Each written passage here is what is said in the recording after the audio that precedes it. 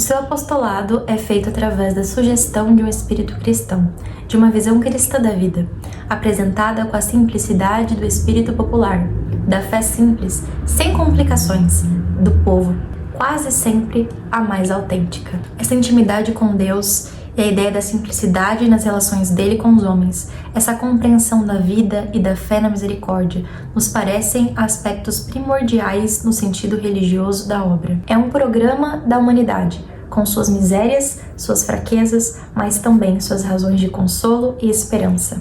A qualidade dessa obra é ter conseguido, a partir de uma situação local, regional, típica mesmo, compor um quadro de significação universalmente válida. Hoje a gente vai conversar sobre um clássico maravilhoso da literatura brasileira, que é O Alto da Compadecida, de Ariano Suassuna. Esse livro aqui, mesmo quem nunca leu, provavelmente já ouviu falar, talvez já tenha assistido ao filme com o Selton Mello, que é fantástico. Esse aqui é um livro, gente, você vai rir assim do início ao fim, é muito engraçado. Pra quem gosta de livros mais bem-humorados, pra quem gosta de comédia até, O Alto é um tipo de peça teatral que mistura elementos sagrados e profanos. Então, é uma peça tipicamente religiosa, tem essa pegada cômica, de caricatura, de exagero também. Os personagens são extremamente caricaturados, exagerados, mas a gente pode aprender muito com O Alto da Compadecida, a gente pode aprender verdades cristãs muito importantes a partir dessa obra aqui. Bom, Ariano Suassuna confessou que ele pegou muitos elementos, contos, lendas do Nordeste, típicos mesmo dessa região, para escrever essa história. Essa peça mostra, basicamente, dois homens ali, Chicó e João Grilo, que eles, assim, são pobres, trabalham uma padaria, fazem de tudo para sobreviver e para se dar bem. A questão do dinheiro aqui é muito importante, como que esses homens buscam, acima de tudo, ter dinheiro, né? E para isso eles são desonestos, eles são safados, eles fazem um monte de coisa. E no final, cara, é muito engraçado. Um deles morre, né, que é o João Grilo, e morre um monte de gente ali, né? Padre, assim, a história é permeada por elementos religiosos. Então tem o padre, o sacristão, o frade, tem o cangaceiro que chega e mata todo mundo. Então, assim, uma história bem típica mesmo. Todo mundo morre, todo mundo vai ter o seu julgamento. O elemento principal aqui é a gente entender que todos eles serão julgados, né? E aí, todo mundo, cara, era um pior que o outro, né? Esse livro mostra muito a questão também da religião hipócrita, de se usar da religião, inclusive, para obter benefícios financeiros, como fazer o padre, todo mundo aqui. E também os caras mais pobres, né? João Grilo, Chicó também não era, assim, justíssimos, né? Mas é muito engraçado, a gente chega então nesse momento em que eles serão julgados. Inclusive é muito legal porque ao longo da obra tem alguns conselhos de como essa peça pode ser encenada. Tem a figura aqui do palhaço, vai parar a peça pra falar um pouco sobre ela pra depois voltar à peça normal. E quando vai chegar na parte do julgamento, ele fala uma coisa interessantíssima, que é o seguinte: espero que todos os presentes aproveitem os ensinamentos desta peça e reformem suas vidas, se bem que eu tenho a certeza de que todos os que estão aqui são os verdadeiros santos, praticantes da virtude, do amor a Deus e ao próximo, sem maldade, sem mesquinhez, incapazes de julgar e de falar mal dos outros, generosos, sem avareza. Ótimos patrões, excelentes empregados, sóbrios, castos e pacientes. E basta, se bem que seja pouco. Vem aqui essa figura do palhaço e coloca assim de forma sarcástica, né? Olha, essa peça é pra vocês repensarem a vida de vocês, né? E se fosse com vocês, se chegasse a hora, o dia em que você fosse julgado, você está preparado? Se bem que não, todo mundo aqui é santo, né? Todo mundo aqui é muito generoso, nem precisa disso, né? Porque a gente olha, isso que é engraçado, a gente olha pra Chicó, João Grilo, e cara, a gente fala, meu, esses caras não têm salvação, eles só querem se dar bem, né? Tem essa questão social também, né? Eles não entendem de fé, de religião, então eles querem fazer tudo pra ganhar dinheiro e ter uma vida boa, cômoda, né? E eles sofrem bastante também. Então, isso vai moldar a visão de mundo deles, o que eles enxergam como bem, como mal, como certo, como errado, mas o fato é que eles querem se dar bem o tempo todo. É muito engraçado, até o Chicó sempre tá com algumas histórias, assim, muito mirabolosas, que obviamente não aconteceram. E aí João Grilo pergunta, mas como que aconteceu isso, cara? Como assim? Ele fala, não sei, só sei que foi assim. E aí a gente começa a olhar pra eles e fala, caramba, cara, não tem jeito. Só que aí essa peça é pra gente se entender nesses personagens também. A gente também é assim. Talvez não de forma escrachada, de forma exagerada, como acontece com eles aqui, mas a gente também mente, a gente também fala mal dos outros, a gente também quer se dar bem em tudo, a gente também peca, sabe? E é aí que tá. Existem pessoas que falam em nome de Deus, como os padres, né, e pastores, enfim, pessoas religiosas, mas que estão muito longe de viver o evangelho de fato. O próprio Cristo, quando veio a esse mundo, e tinha ali os fariseus, os homens da lei, ele chamou todos eles de raça de víboras.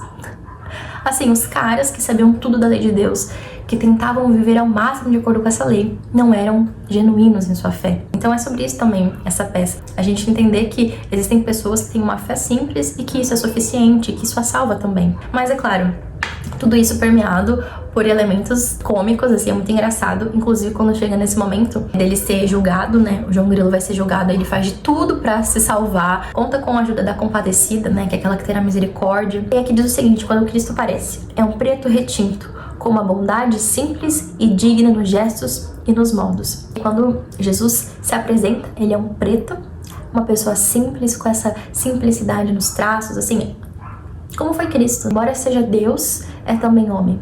E aí o João Grilo fica assim, como assim? Isso aí é Jesus? Todo mundo fala que ele é Deus? Mas caramba, mas ele é preto. Aí ele fala assim, ó, porque não é ele faltando com respeito não, mas eu pensava que o senhor era muito menos queimado. Jesus fala assim: João foi um pobre em vida e provou sua sinceridade exibindo seu pensamento.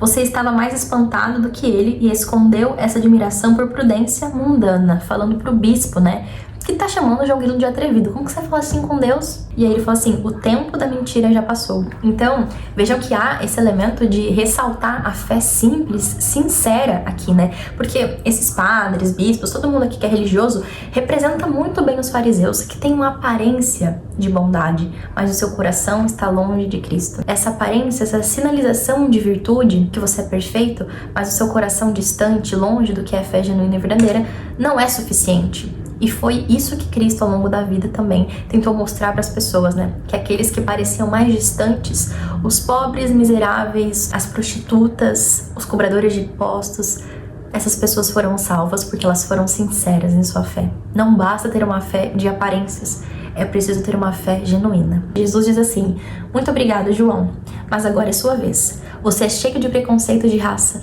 Vim hoje assim de propósito, porque sabia que isso ia despertar comentários. Que vergonha. Eu, Jesus, nasci branco, quis ser judeu, como podia ter nascido preto? Pra mim, tanto faz um branco como um preto. Você pensa que eu sou americano para ter preconceito de raça? Então essa questão crítica também. Um livro muito interessante pra gente entender essa questão do preconceito, né? Que Cristo ultrapassa isso, não importa se ele veio como preto, como branco, azul, amarelo, ele é Cristo. Quem tem os preconceitos somos nós, né? Então tem essa questão crítica que também é muito interessante, o modo como Ariano Suassuna coloca essa questão, né? Jesus pode aparecer pra gente da forma como ele quiser. Ele apareceu preto de propósito, porque João Grilo tinha preconceito de raça, para ele entender que Cristo também pode ser preto, como pode ser branco. Enfim, essa é uma questão muito interessante no livro também. O João Grilo é esse cara muito sincero, ele não tem muito conhecimento teológico, então ele age com Deus, com Nossa Senhora, que é compadecida, de uma forma muito simples, muito sincera.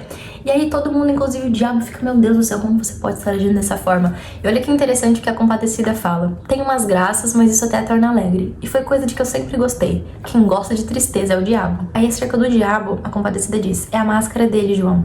Como todo fariseu, o diabo é muito apegado às formas exteriores. É um fariseu consumado. Não me deixe de mão, não. Estou decidida a tomar jeito. Mas a senhora sabe que a carne é fraca. Então olha só que interessante.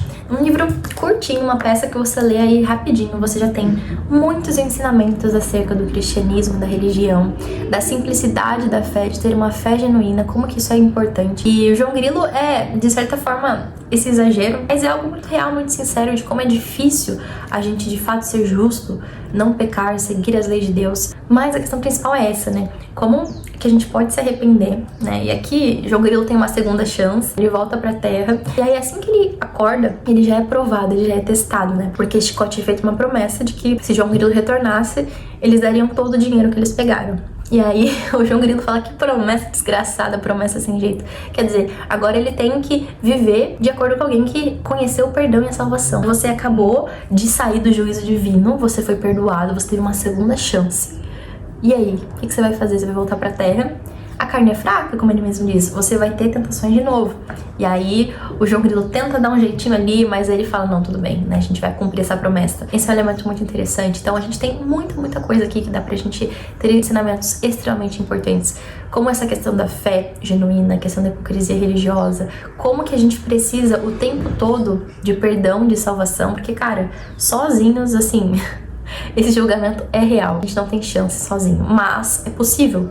Tudo são escolhas, né? Então assim, embora eles sejam pobres, eles querem ter uma condição melhor de vida, né? Então a questão do dinheiro pra eles é uma tentação, é uma dificuldade. E cada um tem sua tentação em uma área da vida. Mas isso não é desculpa, entende? Isso que é interessante, né? Não é desculpa você se utilizar dessa sua fraqueza, dessa sua ignorância pra você cometer um pecado. E aí o que acontece com eles é justamente isso. Embora Jesus compreenda a vida de João Grilo, entenda essa fé simples, essa sinceridade que ele tem, ele não trata isso com condescendência. Então isso é interessante. Mesmo João Grilo pode ter uma vida justa, honesta, e é isso que deve acontecer. Palavra a palavra, e depois estive pensando, quem sabe se a gente, depois de ficar rico, não ia terminar como padeiro. Assim é melhor cumprir a promessa. Com desgraça, a gente já está acostumado, e assim pelo menos não se fica com aquela cara. Chicó, é mesmo. João Grilo responde, pois vamos. Mas de outra vez, veja o que promete o infeliz, porque é essa a promessa desgraçada, a promessa sem jeito. Eles saem e acaba a festa. Então, pra quem já assistiu ao filme, no filme tem alguns elementos que são acrescentados, a própria história romântica lá do Chicó com a mocinha que eu esqueci o nome, o final da história, gente, eu tava esperando o final igual aquele final do filme, pra mim aquilo lá é perfeito. Assim, eu não me lembro exatamente, eu vou assistir o filme de novo, porque assisti faz tempo, mas eles estão ali com um pedaço de bolo, se não me engano, um pedaço de pão, não sei, e aparece alguém pedindo pra eles, né? Eles são pobres, eles só têm aquilo, mas eles decidem repartir com aquela pessoa. E aquela pessoa era o próprio Jesus, né? Um versículo bíblico de Hebreus que diz que muitas pessoas, sem saber, já hospedaram anjos. Isso é muito simbólico. A gente não percebe que às vezes estamos fazendo coisas para anjos. Os anjos podem se transformar em pessoas e a gente acha que tá alimentando uma pessoa, que tá sendo hospitaleiro com alguém, que tá fazendo bem pra uma pessoa e a gente tá fazendo pra um anjo. E na história, no filme, é pro próprio Deus que eles estão fazendo. Uma forma de novo deles serem provados, da sua fé ser testada. Então, esse elemento do filme que não tem aqui no livro, eu fiquei triste, gente, fiquei, confesso, porque eu achei isso muito simbólico, muito bonito. Mas a peça também acaba, é claro, de uma forma muito interessante. João Grilo, assim que ele volta, assim que ele é perdoado, ele já tem ali um elemento para ter sua fé testada. Ele é testado naquele ponto fraco onde ele sempre errou a vida toda, que é a questão da honestidade, o problema que ele tinha com o dinheiro, porque ele não tinha dinheiro, ele precisava, ele queria ter. Então veja, cada pessoa é testada de uma forma, a gente tem as nossas fraquezas, as nossas dificuldades, mas é importante, ao ler essa história aqui, eu fiquei pensando muito sobre isso, né?